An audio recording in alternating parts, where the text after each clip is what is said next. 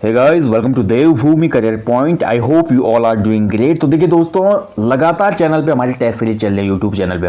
वो सामान्य Hindi test series हो, इसके साथ जीएस जीके वाली टेस्ट सीरीज हो और साथ ही ये उत्तराखंड जीके टेस्ट सीरीज हो। थोड़ा ध्यान से समझना एक पॉइंट को। सबसे पहले तो देखिए 4-5 दिसंबर को जो आपका वीडियो का एग्जाम होना है, उसके एडमिट कार्ड आज रिलीज हो चुके हैं। यानी कि अब एक हफ्ते का लगभग समय बचा है। पॉइंट टू पॉइंट रिवीजन करें, खूब प्रैक्टिस सेट लगाएं और ओल्ड पेपर्स देखना ना भूलें, ताकि आपको पता लगे यूपी ट्रिपल एस से किस तरीके के क्वेश्चन पूछते हैं और कैसे प्रश्न बन सकते हैं। अब देखिए, हिंदी के क्वेश्चन आते हैं 20, जीएस जीके के क्वेश्चन आते हैं 30 और उत्तराखंड जीके के आते हैं 40 क्वेश्चन। यानी कि 40, 30, 70 और 20, 90 क्वेश्चन आपके डायरेक्टली यहाँ पे बन सकते हैं जो हमारी टेस्ट सीरीज चलती हैं। उत्तराखंड जीके के 103 टेस्ट सीरीज आज ये चल रही है। हिंदी के मैं आपको 91 टेस्ट सीरीज दे चुका हूँ। जीएस की आपको 71 मिल चुकी है और प्रत्येक टेस्ट में मिनिमम 20 एमसीक्यूज होते हैं। तो आप लगा लीजिए कितने एमसीक्यूज का रिवीजन आप कर सकते हैं। मैं सिंपली बोलूँ ना, अगर कोई बंदा हमारी पहले से लेकर लास्ट तक टेस्ट सीरीज फॉलो करता है, ये हिंदी वाली, उत्तराखंड जीके वाली और इसके अलावा सामान्य अध्ययन वाली, हिंदी, उत्तराखंड जीके और सामान्य अध्ययन वाली, इन तीनों के बाद आप भले कोई पेड टेस्ट सीरीज ना भी लगाए ना, इन तीनों से आपको बहुत बेनिफिट मिल जाएगा। ठीक है, इसलिए मैं बोलता हूँ इनको तो फॉलो करो यार, कम से कम बाकी कंटेंट को मत करो आप फॉलो यूट्यूब का।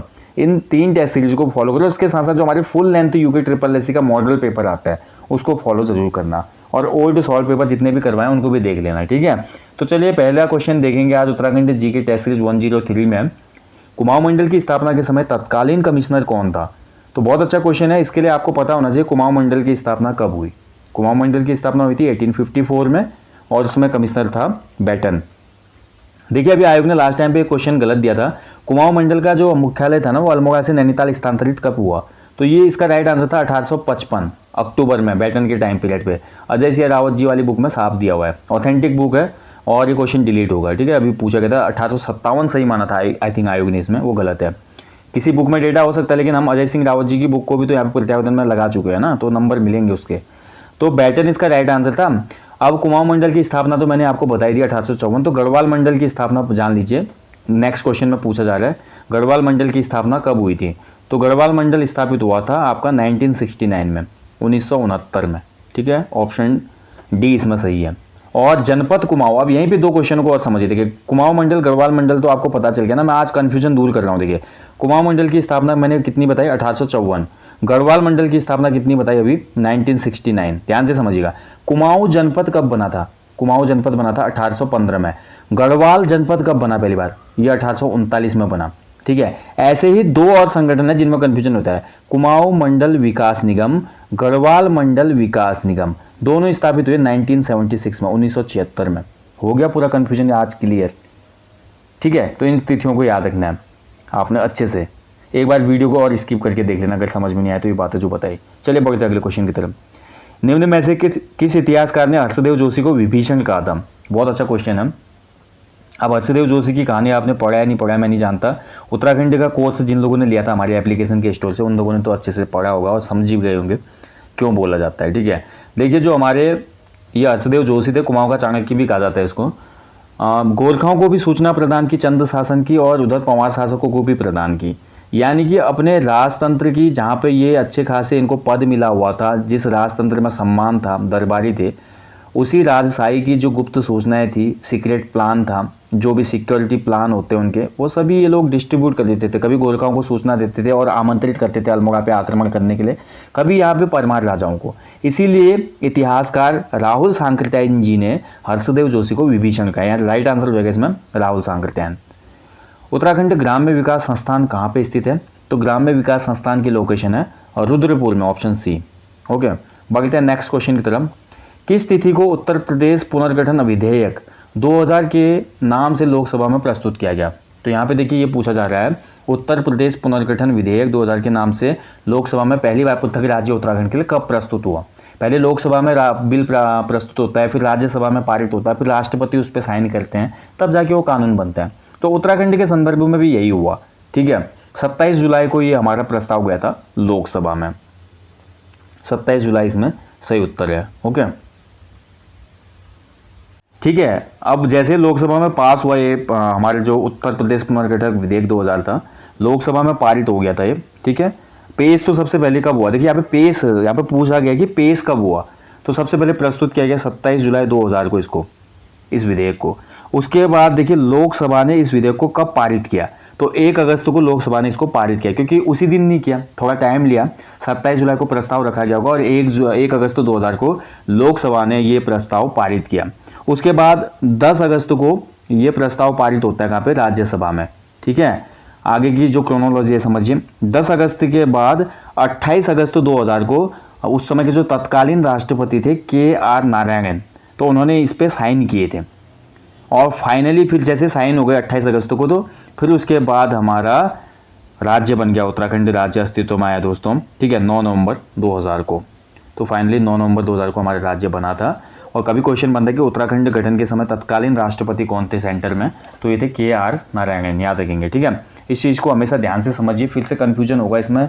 सबसे पहले देखिए, जैसे उत्तर प्रदेश में उस समय हम थे, तो उत्तर प्रदेश ने अलग राज्य के लिए जो पहला प्रस्ताव पेश किया लोकसभा में, वो प्रस्ताव की डेट थी 27 जुलाई, जो कि क्वेश्चन में पूछा जा रहा है। लोकसभा ने इस प्रस्ताव को पास किया था 1 अगस्त को, राज्यसभा ने इस प्रस्ताव को पास किया था 10 अगस्त को, राष्ट्रपति के साइन हुए थे 28 अगस्त को, और 9 नवंबर को फाइनली राज्य बना। चलिए नेक्स्ट क्वेश्चन की तरफ बढ़ते हैं। कुमाऊं परिषद का गठन किस वर्ष हुआ था? देखिए एवरग्रीन क्वेश्चन है, कुमाऊं परिषद क्वेश्चन बनेगा हमेशा, यहाँ से कुली बेगार से क्वेश्चन बनेगा, और इसके अलावा बहुत से टॉपिक है जहाँ से क्वेश्चन बनाता है आयोग। तो कुमाऊं परिषद की स्थापना हुई थी 1916 में। ठीक है, कुमाऊं संघ भी आ सकता है, आपका ध्यान रखेंगे। निम्न में से 24-25 जून 1967 में रामनगर में कौन सा संगठन स्थापित हुआ, दिए गए विकल्पों में? तो दिए गए विकल्पों में से रामनगर में जो हमारा स्थापित हुआ था 1967 में, ये था हमारा हिल स्टेट काउंसिल, यानी कि पर्वतीय राज्य परिषद। ठीक है, तो पर्वतीय राज्य परिषद है ऑप्शन बी। लाली किस प्रकार का लोकगीत है? ठीक है, तो लाली जो लोकगीत है ये कौन सी कैटेगरी में रखा जाता है? तो लाली जो होता है हमारा ये ऋतु गीत होता है। यानी कि ऋतु गीत क्या होता है, जो भी हमारे सीजन आते हैं ना, जैसे कि शीत ऋतु को क्या बोलते हैं, ह्यून बोलते हैं उत्तराखंड में। उसके बाद बसंत ऋतु आते हैं, बसंत ऋतु को पौलानी भी कहा जाता है उत्तराखंड में।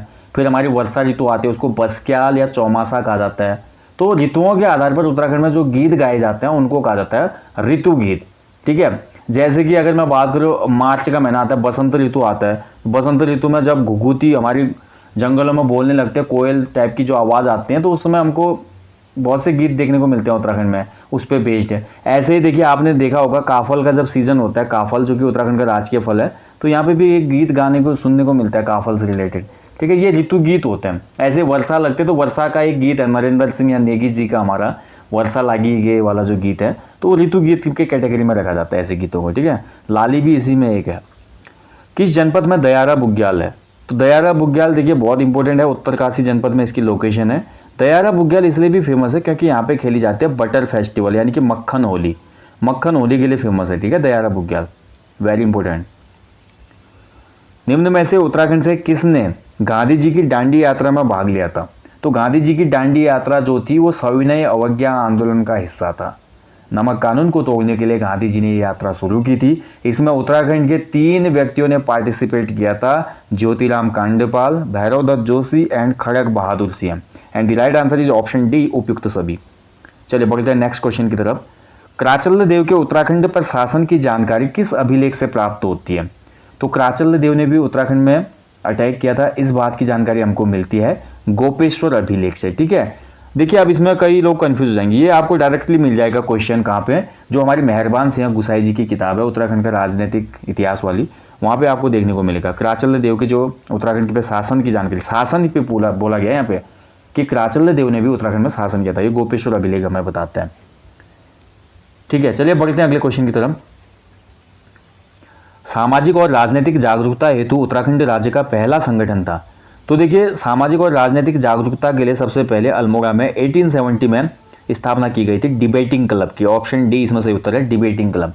कभी क्वेश्चन ये भी बन सकता है कि डिबेटिंग क्लब जो बनाया अल्मोड़ा के बुद्धिजीवियों ने, किसके सुझाव पे बनाया? तो ये विलियम म्यूर नाम का एक अंग्रेज था, इसने बोला भैया तुम संगठन वगैरह बनाओ और थोड़ा राजनीतिक और सामाजिक चेतना फैलाओ, भाई यहाँ के लोग बहुत पिछड़े हुए हैं।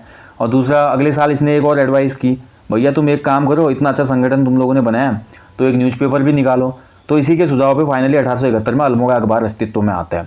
ओके, तो अब अंग्रेज ने सुझाव दिया तो अंग्रेजों के खिलाफ थोड़ी लिखा होगा अल्मोड़ा अखबार ने, तो स्टार्टिंग में अंग्रेजों के खिलाफ नहीं लिखा अल्मोड़ा अखबार ने। ठीक है, 1913 में जैसे संपादन का कार्य बद्रीदत्त पांडे के हाथों में आता है, तब जाके अल्मोड़ा अखबार में छपती है ब्रिटिश विरोधी खबरें। तो फिर उसको बैन ही कर देते हैं 1918 में फिर अंग्रेज़। अगला क्वेश्चन बोलता है, देखिए 1922 से अभय नामक पत्रिका का प्रकाशन किसके संपादन में हुआ? तो अभय पत्रिका का संपादन किया था हमारा विचारानंद सरस्वती ने, ऑप्शन डी। और 1922 में ही एक पत्र और आया था भाई, जिसका नाम था तरुण कुमाऊं। ठीक है, चलिए मेरे को कमेंट करिए तरुण कुमाऊं के संपादक कौन थे? तरुण कुमाऊं, यंग इटली के तर्ज पे था ये तरुण कुमाऊं पत्र। लेक जफर नामक पत्र कहाँ से प्रकाशित होता था? देखिए थोड़ा यूनिक क्वेश्चन होगा, काफ़ी कम बुक्स में है। लेक जफर जो हमारा समाचार पत्र था ये निकलता था नैनीताल से, ऑप्शन ए इसमें सही उत्तर है नैनीताल। थोड़े टाइम बाद बंद हो गया हालांकि ये पत्र। राज्य में अधिकतम औसत वर्षा 200 सेंटीमीटर से अधिक वाले स्थान या स्थान कौन सा है? तो राज्य में सबसे ज़्यादा जो वर्षा वाले स्थान है ना वो शिवालिक और भाबर क्षेत्र हैं, क्योंकि हमने देखिए उत्तराखंड भूगोल में पढ़ा हुआ है, मैंने अच्छे से समझाया था आपको। जो मानसून होता है बाद में जब हम ऊपर की तरफ बढ़ते हैं, लघु हिमालय, मध्य हिमालय और बृहत हिमालय की तरफ, वहाँ फिर वर्षा कम होने लगती है और फाइनली ट्रांस से हिमालय तक पहुँचते पहुँचते तो वर्षा का स्तर बहुत कम हो जाता है। क्यों? क्योंकि ऊंचे पहाड़ है, वहाँ मानसून जो होता है टकरा कर वापस लौट जाता है। ठीक है, इसीलिए ट्रांस से हिमालयी क्षेत्रों में हमको देखने को मिलता है वृष्टि छाया प्रदेश। और वृष्टि छाया प्रदेश क्या होता है, थोड़ा समझिए इसको। देखिए मानसून आया, मानसून इधर से आया, देखिए मानसून टकराया यहाँ पे और यहीं पे बादल बने और बारिश हो गई इस तरफ का एरिया तो वैसा ही रह गया सूखा, और इसी एरिया को कहा जाता है वृष्टि छाया प्रदेश। सिंपल भाषा में बता रहा हूँ, वैसे टॉपिक लंबा है। तो यहाँ पर राज्य में अधिकतम वर्षा वाले क्षेत्र हो जाएंगे शिवालिक और भाबर क्षेत्र। ठीक है, ध्यान रखेंगे। जो हमारा सबसे ज़्यादा वर्षा वाला स्थान है ना नरेंद्र नगर, और इसके अलावा देहरादून एरिया जो है ये भी हमारे शिवालिक में ही आते हैं। तो यहाँ पे आपने देखा होगा वर्षा बहुत ज़्यादा होती है। नैनीताल में वर्षा बहुत ज़्यादा होती है, भाबर से कुछ ऊपर है ना नैनीताल का हिस्सा। चलिए अगला क्वेश्चन बोलता है, इतिहासकार एटकिंसन ने किसके शासनकाल को माँ बाप सरकार और एकतंत्री बताया? तो ये बोला है इतिहासकार एटकिंसन ने ट्रेल को। ठीक है, विलियम ट्रेल। इस क्वेश्चन को ध्यान से समझिएगा। आई थिंक किसी एक उत्तराखंड जीके टेस्ट सीरीज में मैंने रैमजे बताया था इसका आंसर, क्योंकि किसी वॉरियर्स बुक में ये रैमजे भी दिया हुआ था। लेकिन ऑथेंटिक बुक में जो बद्रीदत्त पांडे जी की कुमाऊं का इतिहास बुक है उसमें साफ साफ बोला गया है, विलियम ट्रेल वाले चैप्टर में आप देख पाएंगे कि माँ बाप सरकार और एकतंत्री जो शासक थे वो ट्रेल थे।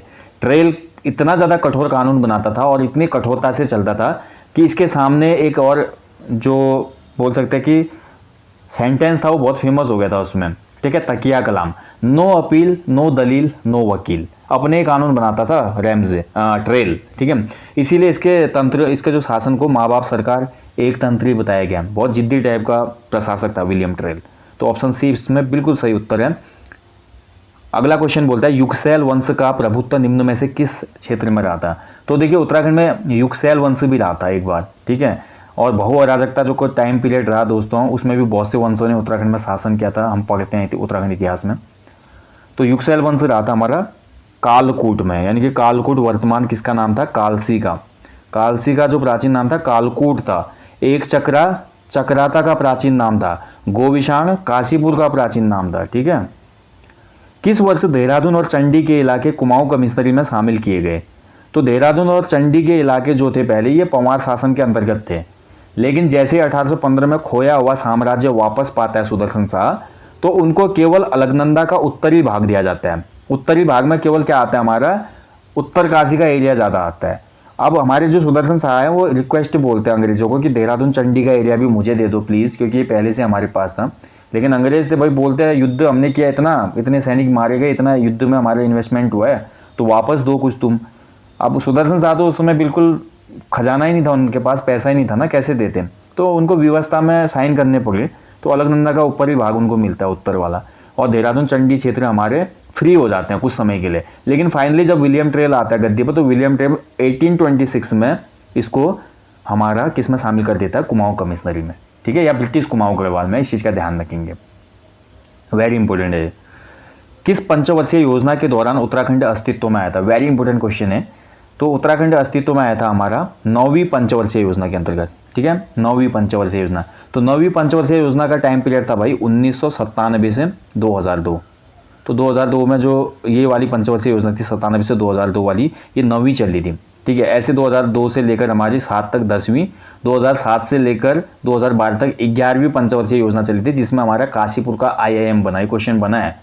ठीक है, और फाइनल और भारत की फाइनल जो हमारी पंचवर्षीय योजना रही वो 2012 से 17 तक फाइनली जो हमारी, फिर इसके बाद क्योंकि 2015 में अस्तित्व में आ गया था कौन? नीति आयोग, और योजना आयोग को खत्म कर दिया गया। ठीक है, योजना आयोग बनाती थी ना पंचवर्षीय योजना। तो उत्तराखंड अस्तित्व में आया था कब? 9 नवंबर 2000 को, और उस समय चल रही थी हमारी 9वीं पंचवर्षीय योजना। ठीक है, इस चीज़ का हमेशा ध्यान रखें। कत्यूर का इतिहास पुस्तक के लेखक कौन है? लास्ट क्वेश्चन है टेस्ट का, कत्यूर का इतिहास।